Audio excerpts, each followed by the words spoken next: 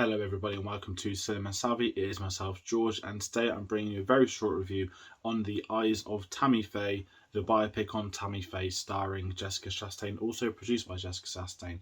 Now, this film has only just come out in the UK. It came out on the 4th of February and it is already out of cinemas as they always are. So you might be wondering, why is this review a little bit later than normal?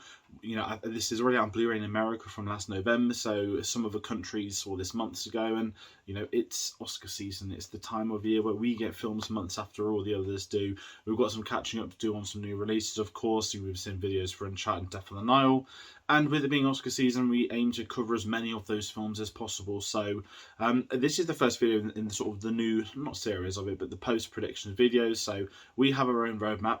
By the time the ceremony comes around on the 27th of March, we'll have had reviews out for all 10 best film nominees, and alongside that we'll have had most of the other films covered.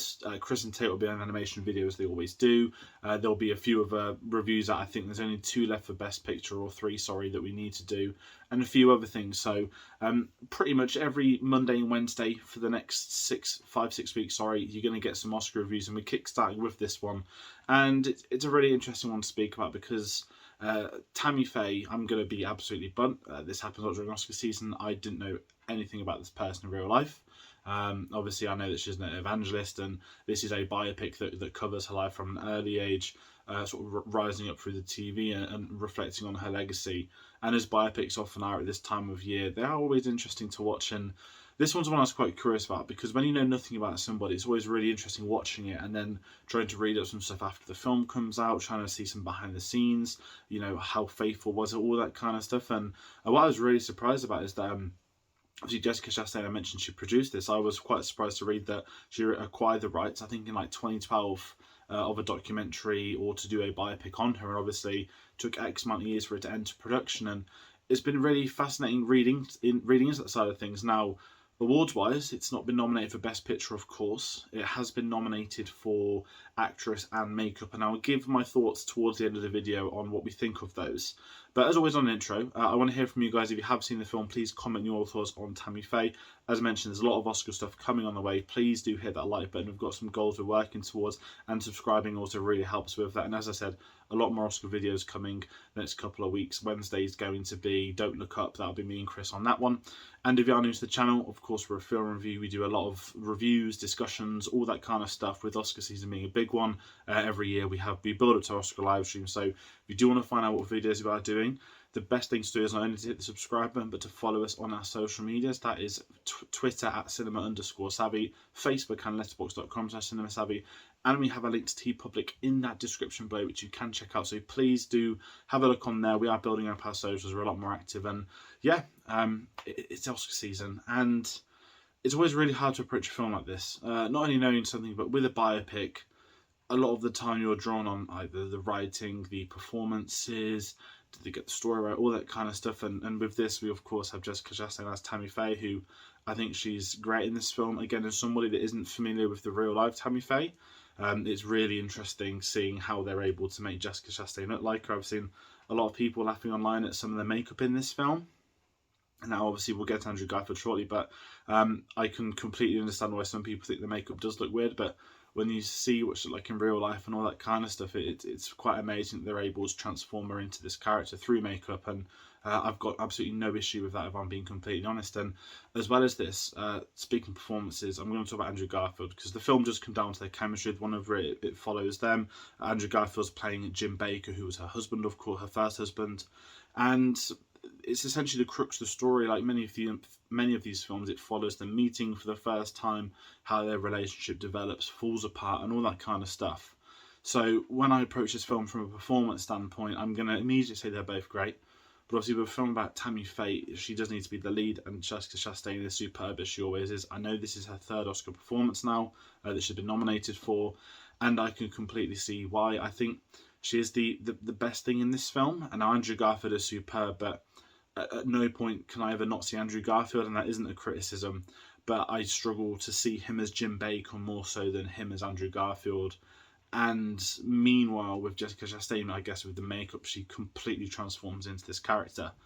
Whereas with Andrew Garfield, going back to the makeup stuff, a lot of people compare it to Chipmunks with the sort of cheeks puffed out and stuff, and I can see all of that, and I do think Andrew Garfield is great in this film, but he has had a storming year, and I'll be talking about the film he is nominated for next Monday, Tick Tick Boom. Of course, that will be one we need to cover as well, but yeah, personally, I think the performances make this film. If neither of them didn't work, the film unfortunately wouldn't work, but the film does work, the performances work, and it feels like you do have a step into the past. With these biopics, so often more than not, things can look too modern when it's trying to be outdated, and this is going through the 70s, the 80s. I get a sense of the vibe, and one thing I loved of this, given that she's an evangelist as well, and they're running their own TV series, I never did see A Beautiful Day in the Neighborhood, so I don't know if this captured that as well, but when you're getting these old broadcasts, more often than not nowadays, they'll look like that's shot in 2020 and they've pressed a 1970s filter button over the top.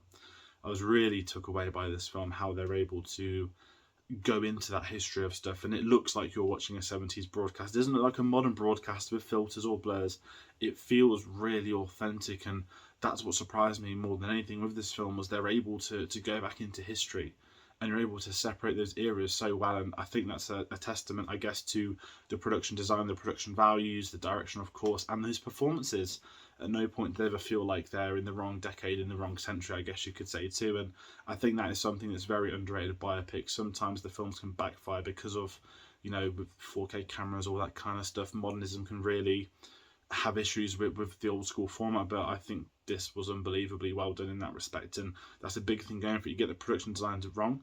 Personally, I don't think this film would work, and sort of given my thoughts on the film, I said this would be a short review.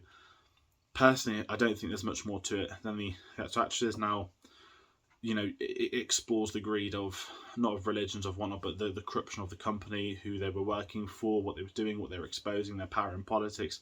I love all that kind of stuff. I love seeing that in dramas, but because this is a film centered on Tammy Faye, you can only go so much into that kind of stuff, which it does do, and it's really interesting when we do get those moments, given that Jim Baker is a very corrupt individual. He's had affairs, a rape issue as well, and obviously he's just trying to get the money, and it really does develop their sort of broken relationship a lot stronger than I thought it would do. Sometimes in these films it can be the click of a button and suddenly they're divorced or they no longer love each other, but we see the rise and decline of a relationship, which I think really does work. And with Andrew Garfield, I kind of said it, he's great in this film, he's great in everything, but I do struggle a little bit with that. But he does play someone he corrupts quite well, I think, and he has those vibes, but at the same time, I'm just thinking of Tick Tick Boom in my head and Spider-Man, of course, and so many other performances. So I'm not going to say he's typecast at all. I think it was really interesting seeing him in this, and I think he did well, but because he had such a storming year last year, it's really hard to look past some of the other roles he did do. Whereas this is, to me, Jessica Chastain's film. I think she still is. And a really quick shout out to Vincent D'Onofrio. Now I knew he was in the film. Didn't have a clue who was playing until he spoke. He has such a not an incredible voice, but he has a commanding voice, and when he's so well known as Kingpin, and he's playing the head of this corrupt company, all of that kind of stuff, it's really hard to not think about Kingpin. But from the few scenes we get from him, I think he does a good job, and to me that pretty much rounds out all the cast worth talking about. Now, I mentioned the story of the film. The story is fine, it's executed fine. I wouldn't say it's particularly groundbreaking or anything like that. I don't think the direction's above so many other things. I think it's one of those kind of films which is very average. It's enjoyable to watch, but you will see 100 films like it, and it might not be a film people speak about in the years to come. Very much one of the Oscar season type films, and that sort of leads into its nominations as well. It is only nominated for 2, Best Actress and Best Hair and Makeup. Now, I do think this is going to win Best Hair and Makeup. I don't think anything's come close to this, especially with the other ones that have been nominated. Through the eras, through the costumes, even just the makeup on Jessica Chastain alone throughout different iterations of her, I can't look past anything but that winning this Oscar. Now, I might be proven wrong. I think I put it first in my predictions video, but it is one of those where this has that in the bag. Now, Best Actress is a very interesting one. I've only seen 2 out of the 5. Of course, the other one was Spencer. I've got a couple more to watch, and from a really interesting standpoint, Best Actress at the Oscars this year seems the most open it's been for many years. Normally we can head into Oscar season, there's 1 or there's 2, who might win it, who's the clear favourite, but this year I honestly don't have a clue who's going to win now. Again, I've only seen 2 of the 5, so it's really hard to judge, but you just look at Kristen Stewart, she was winning everything, sweeping everything, and then no SAG nomination, no BAFTA nomination, and we think she scraped in at the Oscars. Did she scrape in, or was she always in? Was it the whole alphabetical type stuff? I really do not know, but the race for Best Actress is one that is going to be very interesting over the coming weeks, seeing what develops, happen at what award ceremonies. But because obviously BAFTA, have got a completely different set of nominees, I guess you could say, this year, you can't even use them as a what's going to happen next. It is really wide open, and I think, could Jessica Chastain win? I don't know. Personally, I don't think she's better than Kristen Stewart, but she is fantastic nonetheless, and this might be a film that does a lot better with an American audience, with American voters, compared to us over here in the UK. So I'm going to use that to round out the review for this week. As I said, Oscar season, it's always weird approaching these films, because the only reason we're approaching the films is to cover them for those Oscars and get those predictions out and what we think of them. So, we want you to get involved this year. In the description below, there's going to be a link for you to check out. It's got all of the Oscar nominees on, drop down menus, pick which ones you want, email them into us. We'll put your predictions on our big spreadsheet that we've got, and on the night of the Oscars, on our annual stream, we'll be going through, we'll be marking up everyone's stuff. So this Oscar season, if you do want to get involved, you are more than welcome to. So please do that. Do check it out. It's a lot of fun on the Oscar stream night. And as always, we want to hear your thoughts on the Eyes of Tammy Faye. Please comment below.